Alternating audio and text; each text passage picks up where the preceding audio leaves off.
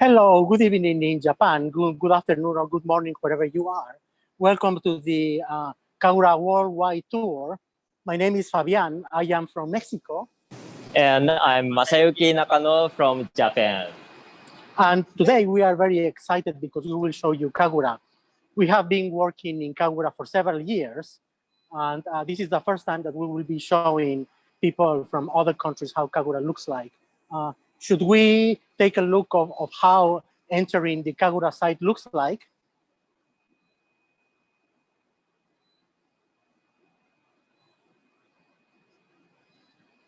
Currently, we are in the inside of a mountain in the Japanese Alps in Gifu Prefecture. Kagura is a gravitational wave interferometer which is built underground. We can see the video how we are arriving from outer space right into Japan. There's some place in the Japanese Alps. That's the name of the mountain. And this video is taking us directly onto the entrance of the tunnel. So this tunnel is 500 meters long. And it's taking us to the inside of a mountain. In the inside of the mountain, Kagura is built 200 meters underground. And that's another parking lot. And this is the place where we are entering to the central room. It's actually the place in which we change our shoes. Well, as you likely know, Japanese people like to change their shoes before entering a room. And this is the place where we do it. Kagura is built in an environment which is supposed to be very clean, so we can achieve our scientific objective.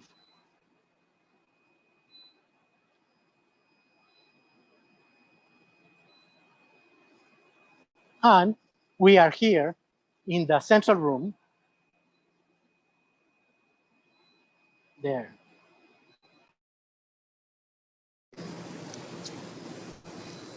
All right. So now we are in center room.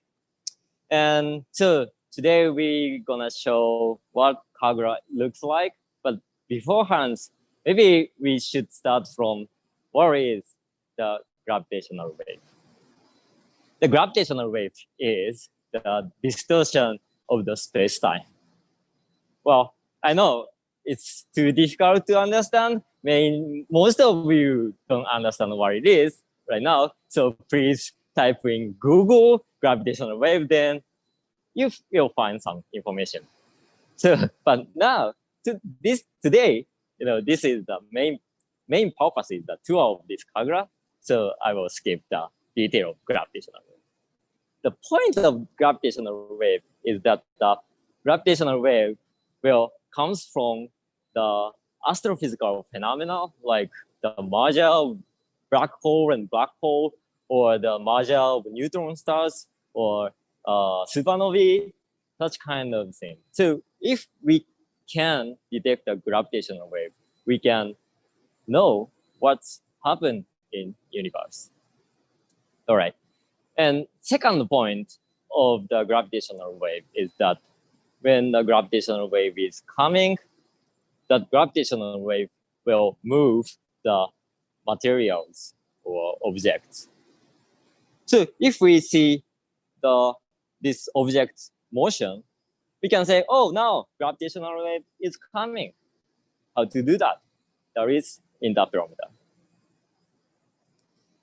So this equipment is the interferometer, which is this is kind of miniature Kagura. So Kagura using exactly the same thing. So this equipment is using the laser light. So this is laser source, and from this laser, the laser light is coming, right? Then that beam hits one optic. This optic is called beam splitter because 50% of the beam will be reflected like this. The others just transmit it like this and go this way. So this beam splitter will split the beam in two ways. And then the beam will hit the mirrors. So this is just a mirror, and reflected the beams to BS side, and the light goes this way. Now you can see the beam spot. Okay, so what's doing this interferometer is, so now look here. If I touch the mirror, you can see the laser light is blinking, right? I'm touching now, touching, then the laser light is blink. What's happened? When I touch the mirror moves very little. This interferometer can detect that very small, tiny motion of the mirror as the laser intensity, laser brightness. So if we see this beam spot, all right, now mirror is moving. Oh, mirror is moving, then maybe the gravitational wave is coming. This is our equipment to see how to see the gravitational wave. So now we can start the tour, right? So let's go to the laser source side first. Yes, Kagura is a large-scale interferometer. Its arms are 3 kilometers, and we will tell you later why it is 3 kilometers. But right now, I want you to have an idea of how the hardware looks like, at least from the outside. You can see here we have some clean rooms in which we are blowing clean air from the top. It's just going down, and we have some vacuum chambers. And within those vacuum chambers, we have different types of mirrors which are hanging from suspensions. And right now we don't have the ducts of the vacuum system because we are doing upgrades and we are fixing things. But here we have arrived where we want to show you the room where the input laser is, which is basically on that side. All right, so now we are at the front of our laser source. You can see the white room there, white building. That is our laser. It's difficult to see from here, but anyway, this is actually not small, like 10 meters long, 10 meters square. So beforehand, we show the interferometer. At that interferometer, we have very small, or relatively small, this size of laser, right? But we have such a huge laser room. Why? So as we show, the gravitational wave signal will appear as the brightness of the laser light. If the laser source itself has the fluctuation of the laser brightness, then we cannot distinguish why the laser is blinking. You know, this is because of gravitational wave is coming, or laser source has some trouble. We have to stabilize it. You have to stabilize the brightness of the laser. Inside the laser room, we stabilize the laser brightness, and also, for example, the frequency, such kind of things should be stabilized to detect a very small gravitational wave signal. All right, here I prepare some very simple cartoon of our laser system. Here, laser room. It's simplified. Of course, we have many things inside here, but simplified. The laser from this laser room go into vacuum chamber, this vacuum chamber. So we are now here. So this vacuum duct is this one. So we put 3 mirrors here, right? Yes. What's doing this, guys? The laser beam from laser room go through this mirror and reflect like this and circulate for like 500 times. Why we do that, so ideally, we want to use the very beautiful laser. I mean, in the sense of the shape. Our ideal laser shape is like circle, round shape. But here, the laser has very small fluctuation, and the laser shape is a little bit ugly. So we have to clean it up by using this triangle shape mirrors. We can clean the beam shape up, because the laser beam will circulate for long, 500 times. Then the continuously laser is coming, so somehow this averaging the laser beam. Then that clean the laser shape up, and here the laser beam shape will become very clean, beautiful round shape. All right, so this is our laser system, and after the laser system, laser beam goes to the interferometer eventually. And then the length of this mode cleaner is about 25 meters. 中野さん、 So currently- ファビアン、there is a question. All right. Why laser light of wavelengths only 1064 nanometer used? Yeah, we have several reasons why we are using 1064 nanometer laser source.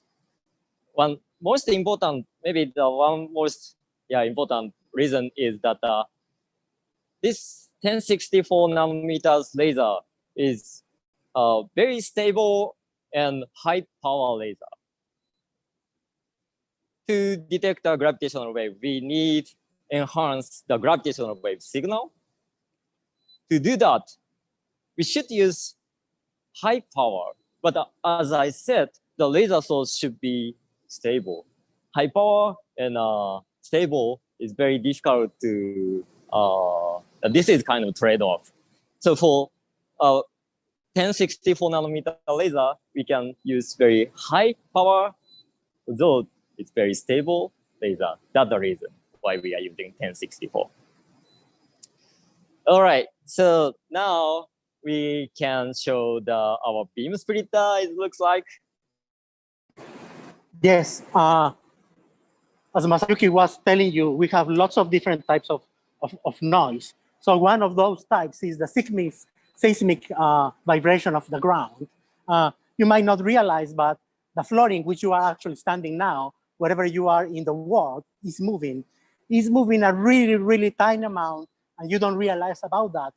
But for a device which is as sensitive as the device we're trying to build, that vibration is very harmful. And that's also one of the reasons why we are building this device underground. But before I show you this beautiful diagram here, I will tell you which one is the physical principle through which we achieve vibration isolation. And for that, I will use this typical Japanese toy, which this is just a pendulum. It's a mass hanging from a handle to a string. So let us assume that the handle is the ground, and let us assume that this ball is basically the mirror, which is sensitive to the vibration isolations, which is sensitive to the gravitational wave, or it could be actually the beam splitter. So if we see how the ball reacts when we move it very slowly. Yeah, sorry. Can you hear me well now? Okay, so how does the ball react when we move the handle very slowly? If you can see, the ball actually moves with very large amplitudes, and at that speed, our interferometer will not be able to measure gravitational waves because the signal is going to be masked by the seismic noise. But what happens if we move the handle faster? If we move the handle faster, we can actually see that the ball does not move as much. So when the ground moves very quickly, we can actually achieve vibration isolation. And we can actually use this principle to achieve a very quiet system and be able to measure gravitational waves. But of course, this is a toy, and this is a very simple example. So, but scientists, we have very complicated toys, and we have very expensive toys. And this is one of them. I am not going to explain the details. I am just going to tell you that this is the beam splitter that Masayuki was telling you about. And this beam splitter hangs from a pendulum. And that pendulum has 1, 2, 3, 4, 5 stages. And on the top, we have another device that actually isolates from horizontal vibrations. And this suspension is about 3.2 meters tall. And it is placed inside of a vacuum chamber that you can see here. And this one is supported by a frame. And I think we are doing this tour in a very good season, because now we are giving maintenance to the system, and we can actually see this beam splitter from far away. And I want you to come with us to go around the duct, and we will show you how the beam splitter looks like. Shall we? So we are currently going on the top of the duct, and later on we will come back and we will show you more about the things that we have here.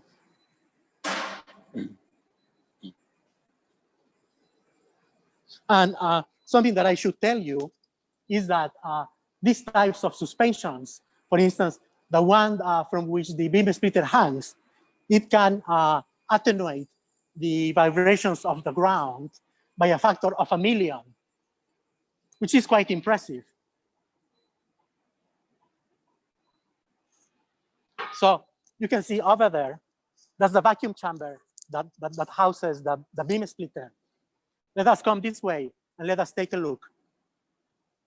Usually there is a big duct here, but that one has been removed for us to be able to work and give maintenance to this system. And right in front of us, we have the beam splitter, which is actually really beautiful.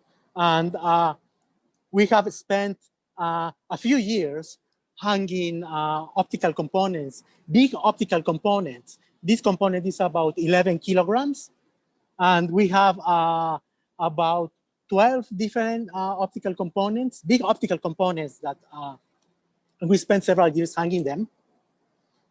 So if you have questions about the engineering involved in these systems, please let us know. So should we go and take a look to the test masses?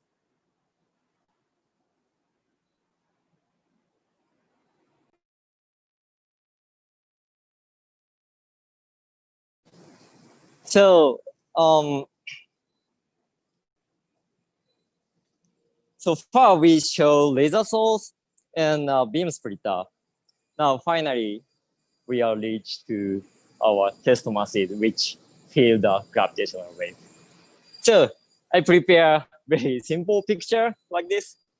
So this is interferometer, laser source, beam splitter, splitter beam, and we have mirror in the station, and the signal port.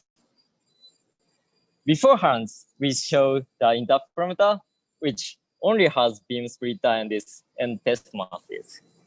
But actually, we put 2 mirrors here.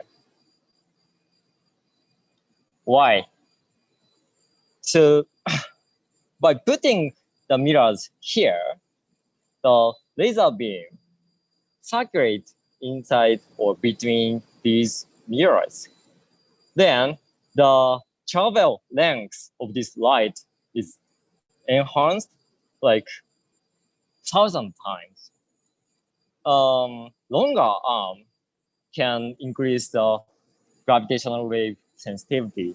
So if we use 1,000 times longer arms, we can increase the gravitational wave sensitivity by factor of 1,000. So by putting the mirror here, we can have 1,000 times longer arm, and we can have 1,000 times good sensitivity.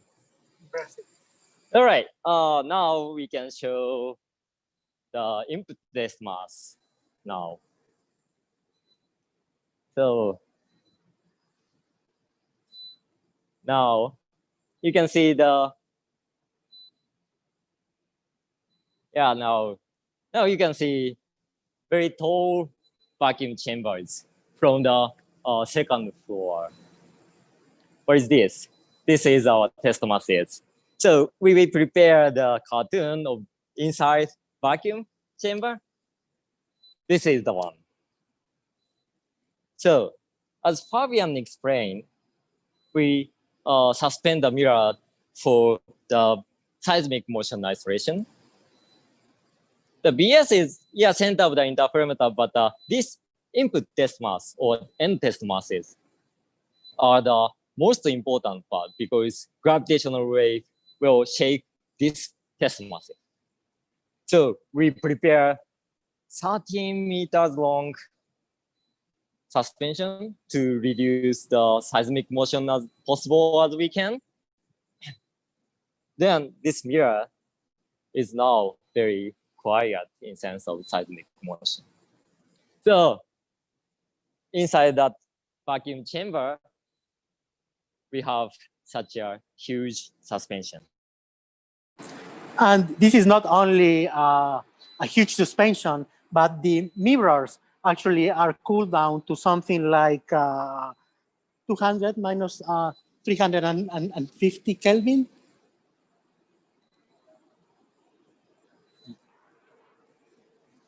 So we are now approaching, minus, that's 350 Kelvin.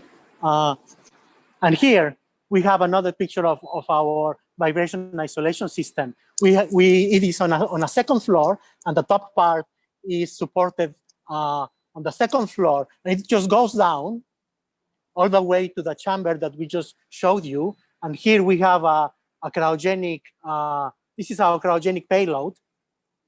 And we cooled all this down to 250 Kelvin. Yeah. Sorry, 250 degrees Celsius. Sorry, we are so used to speaking in scientific terms. So one of the important features of Kagura is that we are building this underground, basically because the seismic motion underground is a lot less than in the outside. And another feature, very important feature of Kagura is that the test masses, which are sensitive to the gravitational waves, are actually cryogenic. So why do we need them to be cryogenic? Why do we need to cool them down? Well, the reason is because at room temperature, all the objects that are around us, we don't realize that they are actually moving, just like this device. We don't see it, but it is actually moving a little bit. So in the case of a gravitational wave detector, the motion of the surface of the mirror at room temperature is actually imposing a limit to the sensitivity that we aim to achieve. So, Miyakawa-san, can you show the mirror again? So this is the mirror we are using.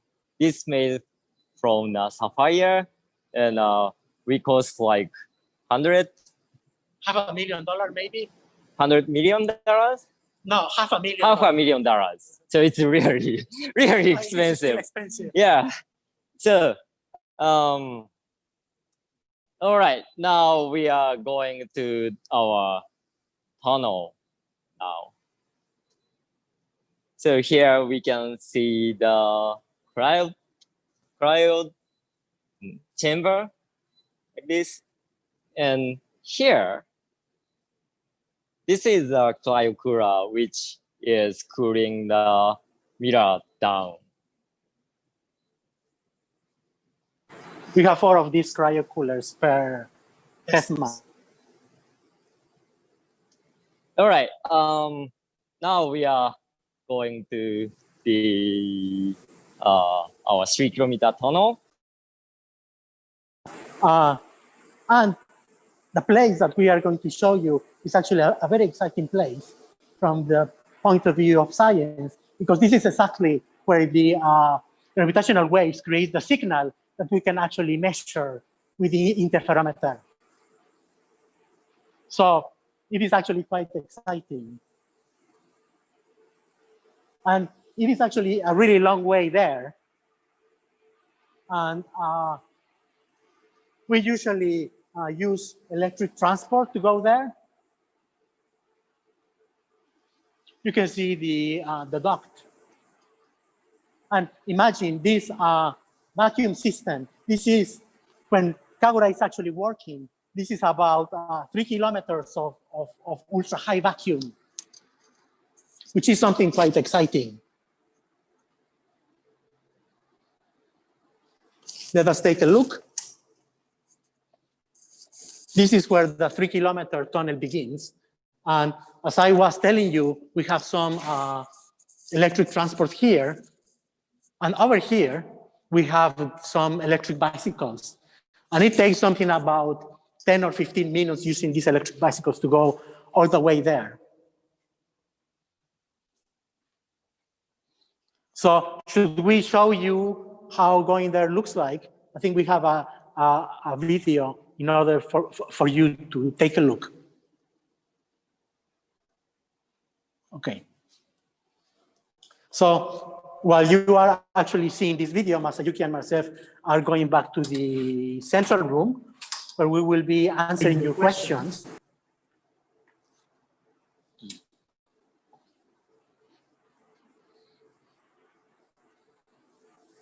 So it is worth saying and remind you that Kagura is an international collaboration. We have people from different countries. And if you are a potential physicist and you are interested in gravitational waves, I think coming to work in Kagura would be very exciting. Now we saw that in the video, we are arriving to the end station. And we can see that it looks very similar to what we have here. We can see some duct, and we will reach a clean room. And the clean room has a cryostat, similar to the one that we have already shown you. And that's the end of the 3 kilometer tunnel. And now we are, that's the second floor in which the suspension for the test mass that is sensitive to the gravitational wave detector is. And that is showing you the top of the clean room. And we have some filter-fine units that clean the air and blow it down. We always have to wear a clean suit when we go into these clean rooms. And now we are back where we began, and we are ready for your questions and looking forward to talk with you. Okay, so there is a question arriving. And the LIGO detectors have a baseline of 4 kilometers. Why KAGRA has a baseline of only 3 kilometers? And how does it affect the sensitivity of the detector? Well, I think that the reason why Kagura is only 3 kilometers is because the mountain is just not big enough. So the whole interferometer, it is inside the mountain. So it is not a small mountain. So these arms are like in 90-degree angles. So it's 3 kilometers that way and other 3 kilometers that way. And then just the mountain is not long enough. And it is true that the difference is in length that changes the sensitivity a little bit, but we will still detect gravitational waves. I think it is actually worth pointing out that the other detector, Virgo, in Italy, that one is also 3 kilometers long. Thank you. Another question is that GPS signals cannot penetrate the ground. Then how does KAGRA keep the time synced with the other detectors?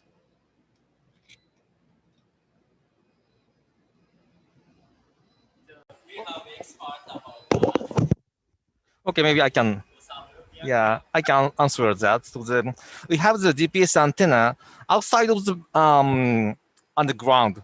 So I mean, so at the roof of the building. So and that signal is transmitted into the mine, but and it makes some delay, of course. So we measure the delay, and we compensate the delays, and then so all the computers, all the systems are synchronized. So including the even if the delivery is 3 kilometers away.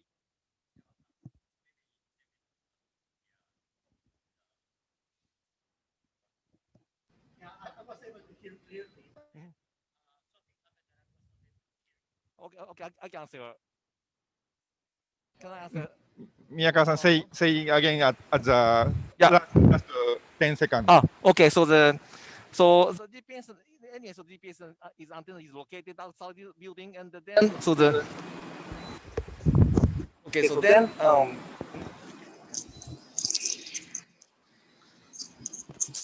so then the GPS signal is transmitted into the mine. So but it makes some delay, and we measure the delay, and we compensate the delay. So all the system inside the mine is synchronized to the outside GPS antenna. So even if that is 3 kilometers away, so all the systems are synchronized. I think that's the answer. Thank you very much. And I think it's worth saying that we control the interferometer from another building, and that other building is about 5 or 7 kilometers away from here. And over there, we have a control room. And I think maybe we have some pictures of the control room. And we also have some pictures of how the computer looks like when we control things.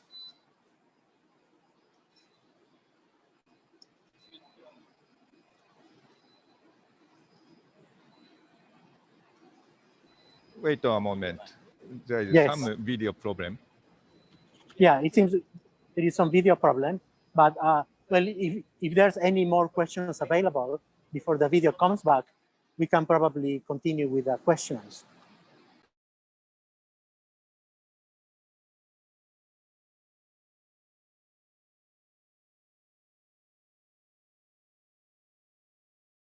Sorry, now we have some video trouble and the mic trouble. Okay, now we are showing our control room. So you can see many monitors. So the interferometer has many mirrors, and as we see, the suspensions are so complicated system. So we have to see many signals to control the interferometer. So all of the screen has many different signals, and everything are very important to control the our gravitational wave detector KAGRA. All right. Now we can move on. Next question, maybe. Okay, there are many questions. So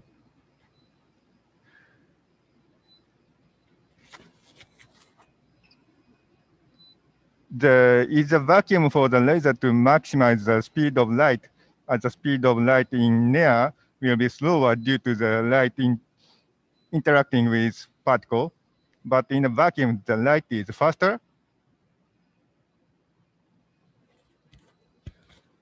I think the reason why we're doing this in vacuum, I think it has to do more with light scattering rather than the speed of light.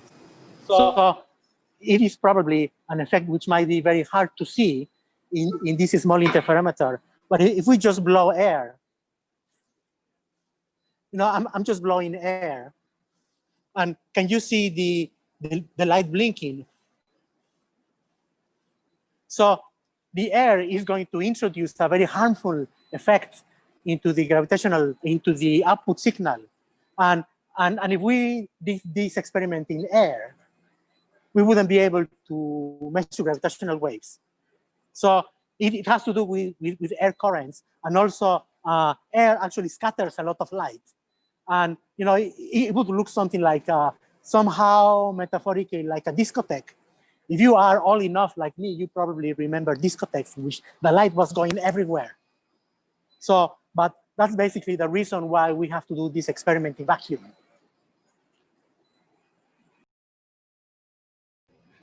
Another question? Okay, so there is another question. So does Earth's changing magnetic field affect the coils of the mirrors?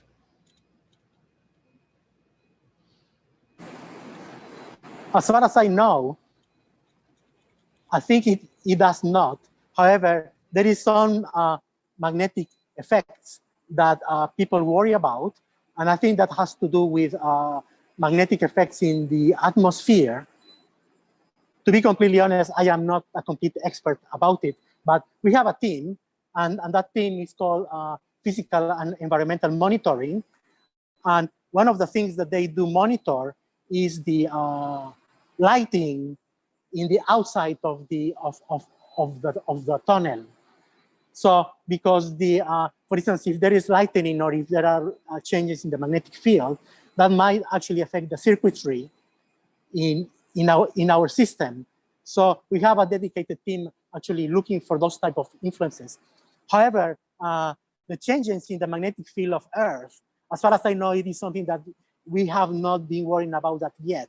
So I think it's probably not so harmful, at least at this stage. Thank you. So, and maybe this is for Nakano-san. So, according to uncertainty principle, one cannot measure phase and amplitude of light precisely. Here, phase is measured very precisely. How does KAGRA compensate the increased noise in amplitude? Yeah, it's very expert question. Yeah, we talked about the noise, like seismic noise or thermal noise. One of the noise we call the quantum noise is the one the question, yeah, it related the question.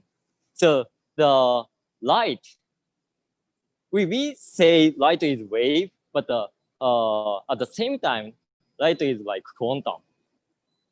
And due to that,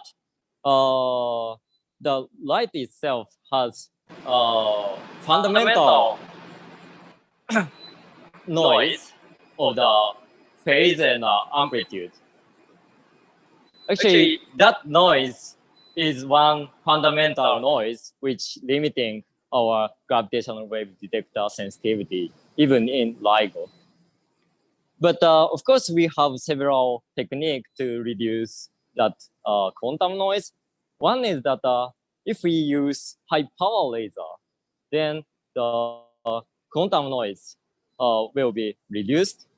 So, and much advanced technique is called squeezing, but it's really difficult to explain. I have to take like 1 hour to explain about that. So I will skip it. Please Google it. Thank you very much. And I think maybe this is the last question. And how do you determine the polarization of gravitational wave? Yeah, so this is also expert question, but gravitational wave has polarization. And unfortunately, one detector cannot determine the polarization of the gravitational wave. If we combine or communicate with other detectors like LIGO or LIGO, then we can determine the polarization of the gravitational wave. So this is kind of one of the reasons why we making many detectors for gravitational wave. Yeah.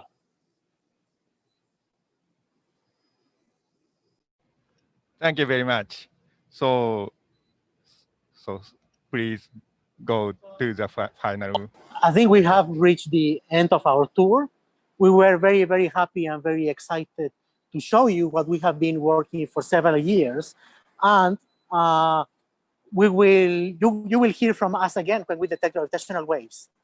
And thank you very much. And we also want to thank our technical team, these two guys. Thank you very much as well.